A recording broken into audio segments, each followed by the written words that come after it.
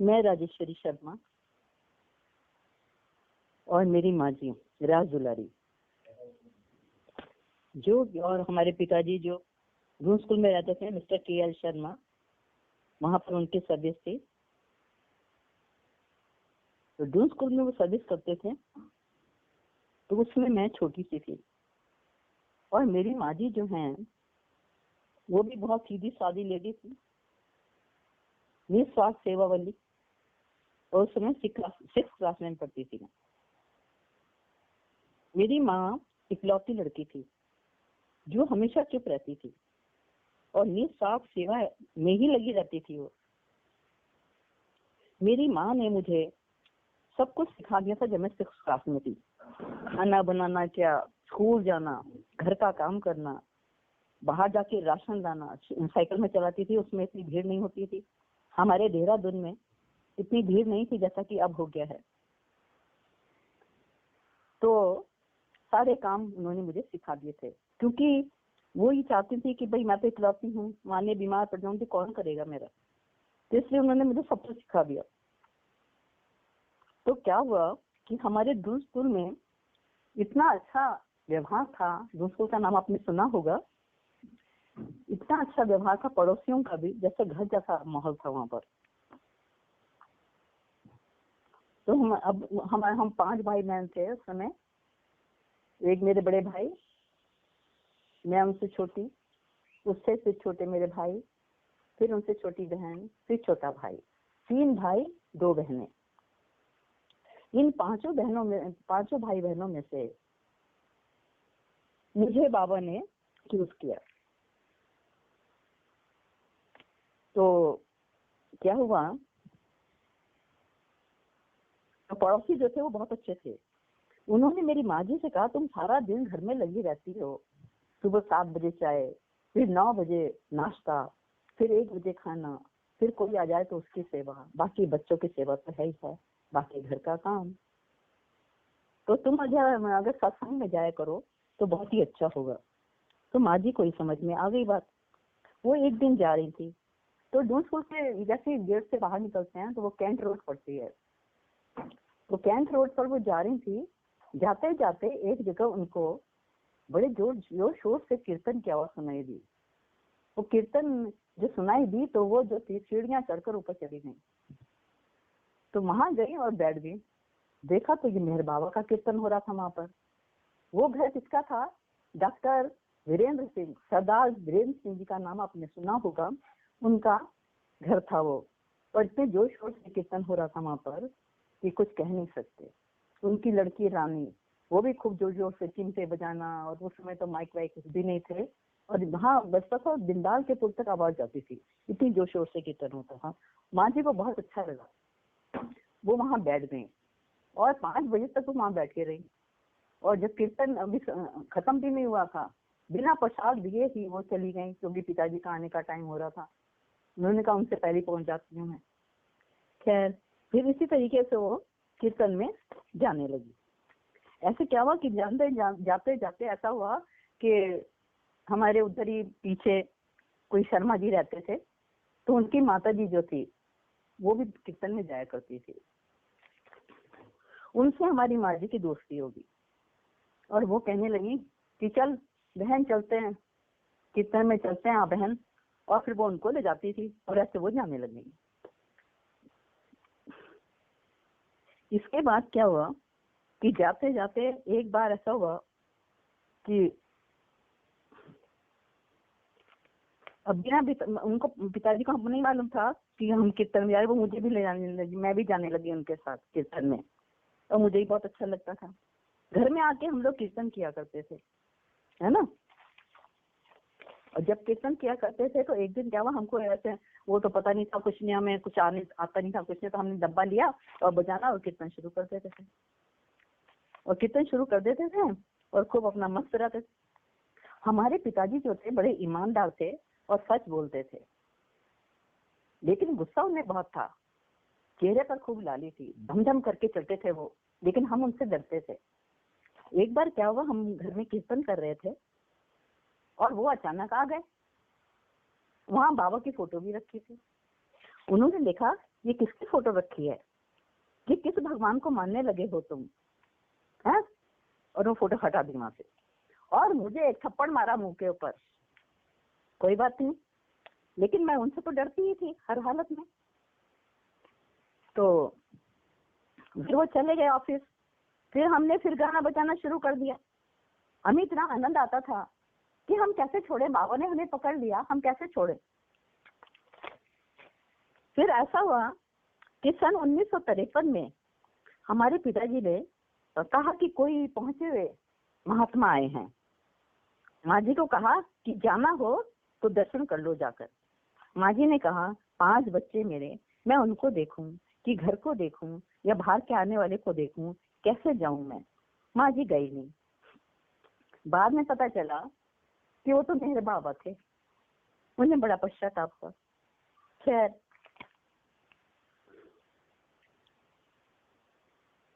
अच्छा, जो 5 प्यारों में से थे डॉक्टर धीरेन्द्र सिंह जी, उनका नाम आपने सुना होगा, सरदार धीरेन्द्र सिंह। 5 प्यारों में से, बाबा के 5 प्यारों में से थे। रात दिन वो बाबा का जाप करते थे, रात दिन जाप में लगे रहते थे। और उन्होंने नौकरी भी अपनी छोड़ दी थी इसी चक्कर में कि जो है मुझे बाबा को याद करना है। तो इस तरीके से उनका सारा घर, चाहे घर में खाने को नहीं था, लेकिन उन्होंने बाबा को नहीं छोड़ा और दिन रात में लगे रहते थे। तो उनके यहाँ माँ जी गई थी और उनकी जो सरदारनी जी थी उनसे दोस्ती हो गई, वो भी हमारे घर में आने लगी। फिर आते आते ऐसे दोस्ती बढ़ गई। क्या हुआ कि इससे पहले जो था बीच में हार बनाए माँ जी ने, छुप छुप के हार बनाए, क्योंकि पिताजी तो मानते नहीं थे बाबा को। तो उन्होंने छुप छुप के हार बनाए, मुरमुरे, काजू बादाम, ये क्या नाम इसका, छुआरे वगैरह डाल के डड़ियों वाले हार बनाए और 5 भाई बहनों का नाम लिखकर अलग अलग पर्चियों में और बाबा के पास भेज दिया। जब बाबा के पास भेज दिया तो बाबा ने कहा मैंने स्वीकार कर लिया है। उसके बाद सन 1958 में मेरी माँ फरीदकोट अपनी माँ के पास, अपनी हमारी नानी के पास गई और अपने मामा के साथ चोरी से बाबा के दर्शन को मीराबाद चली गई।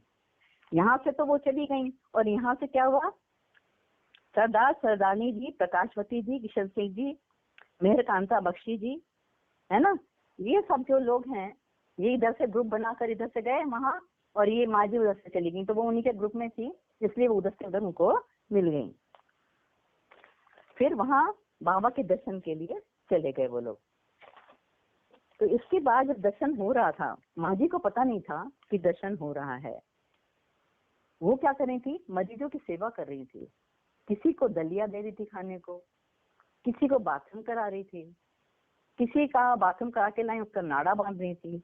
इतने में क्या हुआ कि बाबा सफेद कपड़े पहने हुए, लंबे एकदम बाबा खड़े हुए, बाल खुले हुए उनके, और उनके सामने आकर खड़े हो गए।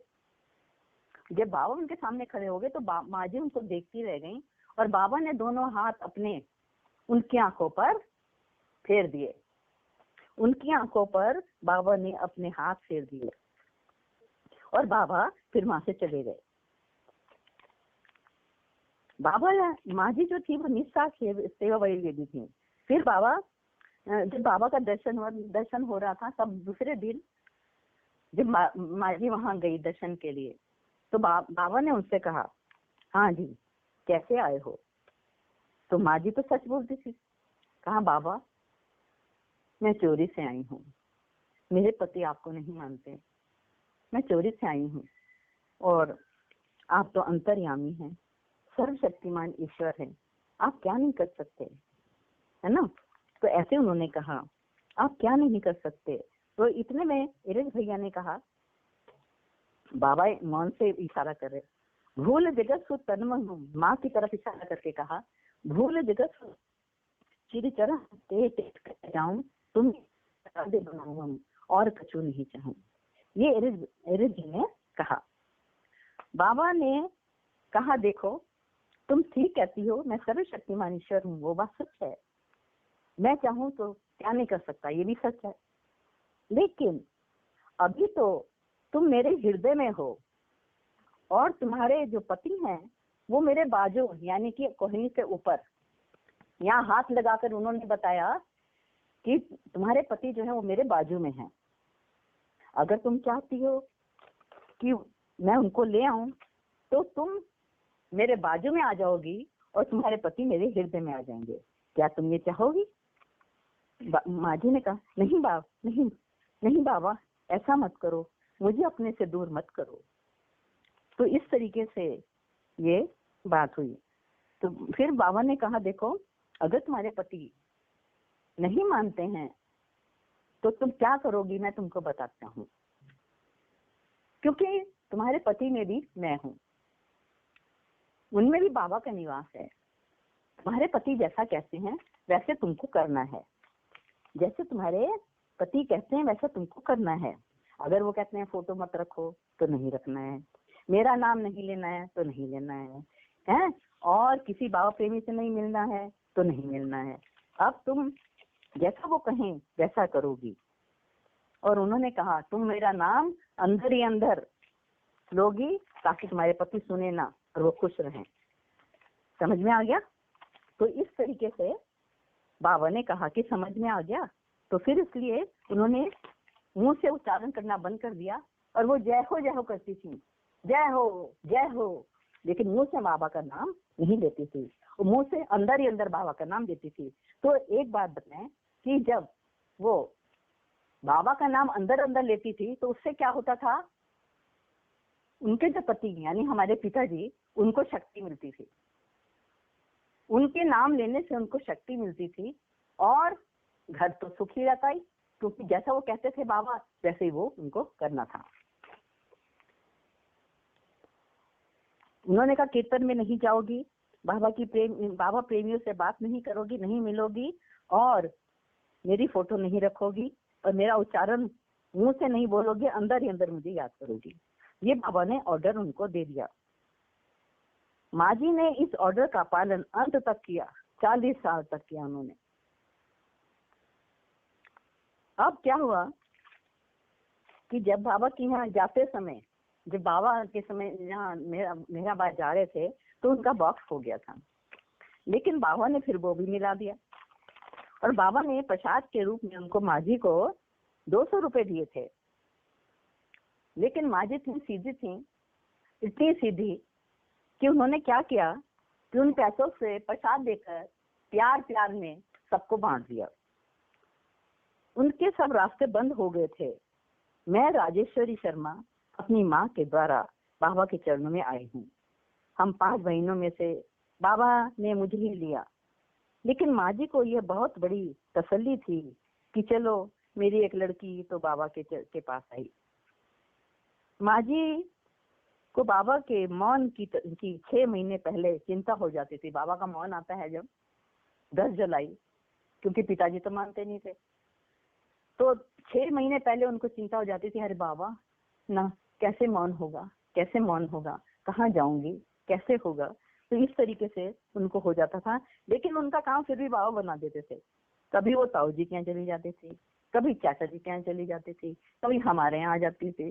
तो इस तरीके से बाबा उनका मौन कर देते थे। अच्छा, फिर भाऊजी आए थे ना जब देहरादून में एक बार, भाऊजी तो कई बार आए, लेकिन जब भाऊजी आए तो देहरादून में, तो पूछा उन्होंने, राज दुलारी कहाँ है, वो नहीं दिखाई दे रही, कहाँ चली गई, मुझे तो दिखाई नहीं दे रही, ये उन्होंने कहा था। इसके बाद जब सन 58 में पहले माँ जी ने सब बच्चों के नाम से, अच्छा ये मुरमुरो का तो मैंने सुनाई दिया आपको। मेहर जो है, मेहर बेटे हमारे, वो चारों धाम की यात्रा पर गए हुए थे। उस समय 2 दिन पहले माँ जी ने सब कपड़े अपने धोए, वो अपना काम स्वयं करती थी।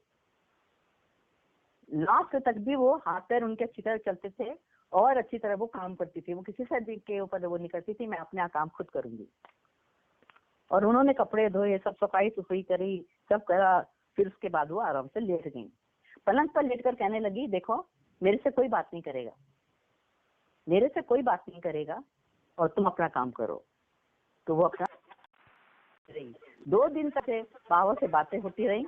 मिहर घर में नहीं थे, और मिहर जब चारों धाम की यात्रा पर से आए तो माँ जी उठी बिस्तर से, वहां से पलंग से उठी और कहने लगी, देखो कहने लगी कि मैं जा रही हूँ, मुझसे जो गलती हुई हो मुझे माफ करना, सब खुश रहना। मैंने उनके मुंह में चारों धाम का प्रसाद दिया और वो लेट गई। कहने लगी मैं जा रही हूँ, और उन्होंने शरीर छोड़ दिया। तेरे अवतार मेहर बाबा की जय। बाबा की प्रार्थना की गई। जब उनको ले जा रहे थे तो पिताजी कह रहे थे उनके साथ भगवान जा रहे हैं, क्योंकि भगवान उनको दिखाई दे रहे थे। कह रहे इनके साथ तो भगवान जा रहे हैं। उनको यानी पिताजी को बाबा का प्रसाद दिया, वो भी उन्होंने ले लिया। फोटो दी, वो भी उन्होंने सिर पर लगा ली, जो कि कितना वो करते थे।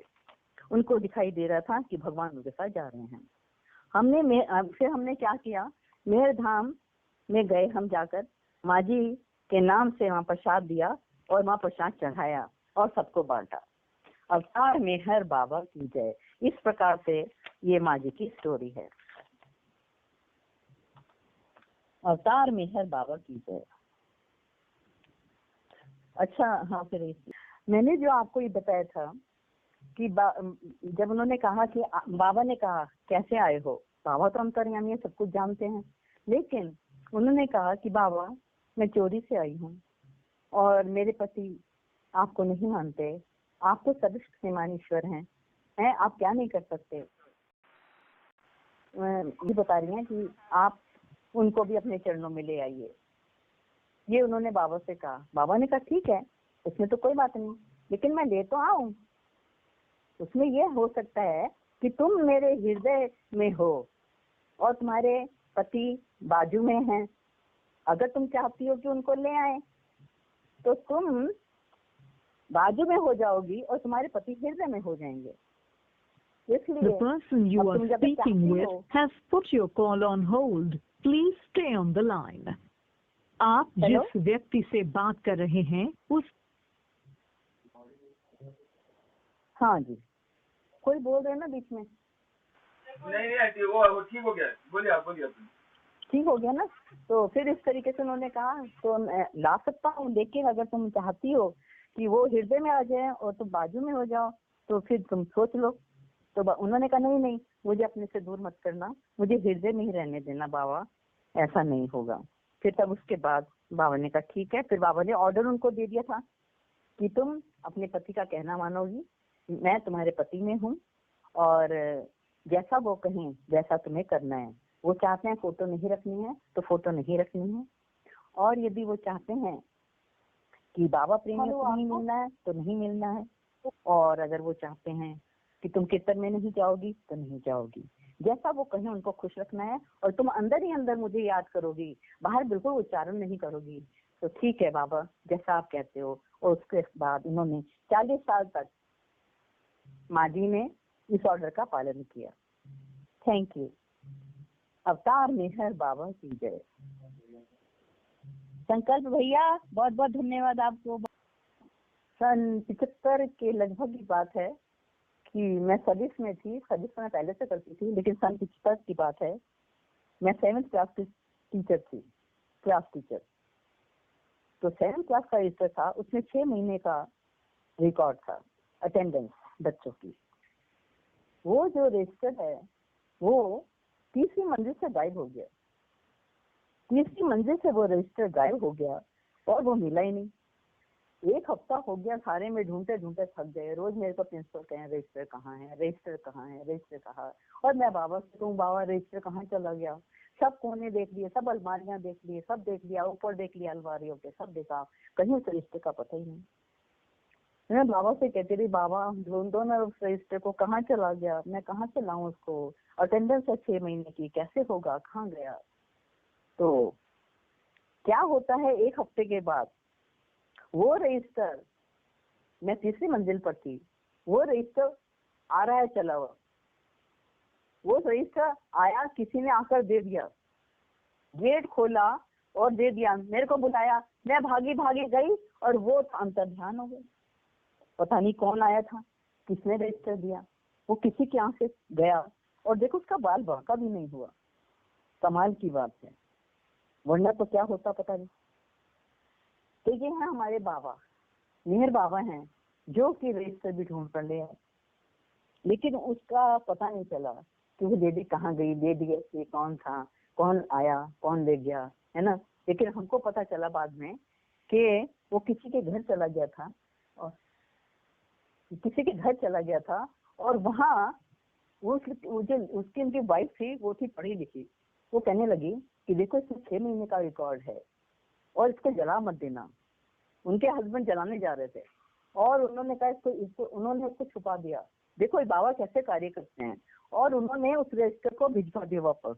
कमाल इस बात का है कि बाबा कैसे कार्य करते हैं, और किस तरीके से उस रजिस्टर को भिजवा कर बाबा ने अपना काम किया। अवतार में हर बाबा की जय। और सब कार्य बाबा करते हैं, अब तक जो भी कार्य करते आए हैं सब बाबा कर रहे हैं। आज तक जो भी बाबा ने पहले भी करा, अब भी करा, अभी भी बाबा ने देखो एकांतवास में रखा हुआ है ना। और जो आप कार्य कर रहे हैं वो कितने बड़े कार्य कर रहे हैं, घर में बैठे बैठे सब कार्य कर रहे हैं और बाबा के कार्य कर रहे हैं, कितनी बड़ी बात है ना। तो इस तरीके से पद पद पर उन्होंने सहारा दिया, पद पद पर सहारा दिया। कौन सा काम बाबा ने नहीं किया, किस किस की बात सुनाऊं मैं आपको, क्या क्या नहीं हुआ जिंदगी में, क्या क्या नहीं होता, और सब जगह से बाबा ने सुरक्षित रखा। तो ये है बाबा, अवतार मेरे बाबा। मैं जब समाधि में जाया करती थी तो एप्लीकेशन में प्रिंसिपल को लिखती थी, साफ लिखती थी, मैं बाबा के मान पर जा रही हूँ, अमर तिथि पर जा रही हूँ, अमर तिथि पर जा रही हूँ, और बाबा 31 को अमर तिथि है और मैं वहाँ जा रही हूँ। इस तरीके का एप्लीकेशन मैं उनको देती थी। मौन बाबा का जब वहाँ करते थे हम इलाहाबाद में, तो मौन का लिखती थी, मेरे बाबा का मौन है 10 जुलाई को, और साफ लिखकर उनको भेजते थे। और मुझे कभी प्रिंसिपल ने रोका नहीं, कभी भी इन्होंने अड़चन नहीं डाली। ये कमाल नहीं है तो क्या है, ये चमत्कार नहीं है तो क्या है, इसको चमत्कार कहो कुछ भी कहो, बाबा कहते हैं मैं चमत्कार नहीं करता, लेकिन ये बाबा का काम है, उनका प्रेम है, उनका प्रेम है जो कि उन्होंने सारे कार्य मेरे करे हैं। बोला अवतार